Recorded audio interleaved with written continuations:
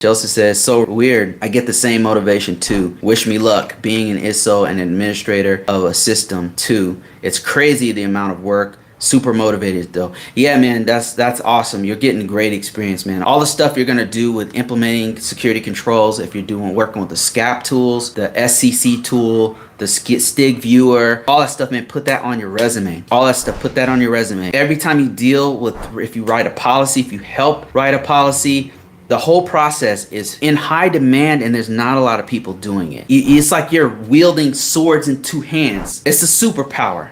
You're gonna learn writing, technical writing. And it's a lot of things, I didn't know this. A lot of purely IT people who wanna be locked in a closet and that's all they wanna do is script writing, or they just want to configure a server or configure a router or stuff. And I know you meet these kind of people, but they don't have the skills to communicate. But you as an ISSO are going to have to learn those skills. You're going to have to learn with difficult people. You're going to have to learn how to communicate with 2 or 3 different tiers of people in your organization, including C-level execs, management, technical people, other cybersecurity people. You're going to have to work with the customers sometimes. You have to speak 4 or 5 different languages. These other guys locked in a closet don't have to communicate much. You do. So that soft skill, man, is something extremely valuable. And one of these days, you're going to be looking back and be like, man, Bruce was right, man. This skill is really valuable. I'm telling you, your skills are being sharpened every time you do this job. And then also, you have to know how to translate the technical solutions to the business functionality.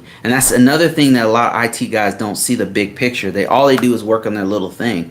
And they're a little widget, their little configuration, and then that's it, that's their whole world. As cybersecurity people, we have to look at the big picture of the organization. How does this control impact the rest of our organization? That's what we have to focus on. So we're constantly having to take this solution and apply it to this system, this technical solution. How does it apply here? Are the security controls implemented? We have to constantly be thinking of the big picture. And that right there is sharpening your skills to be on a whole different level for most people. Because most IT people, as smart as they are, they can't do this. They can't do what you're about to do. And I know it's like some of my close friends who are brilliant.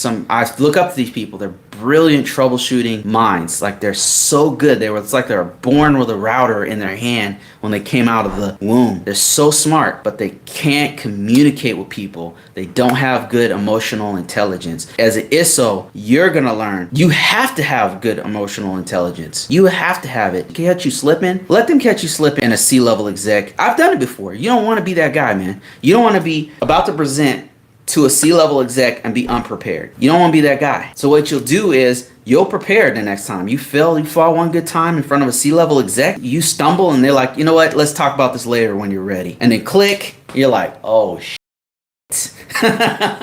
Let that happen a couple times to you. I bet you won't let it happen again. Like you're gonna sharpen up your skills to where you go in that meeting and everybody's like listening to you like you came off the mountain with a tablet with 10 commandments. You know what I mean? Like you're gonna be ready.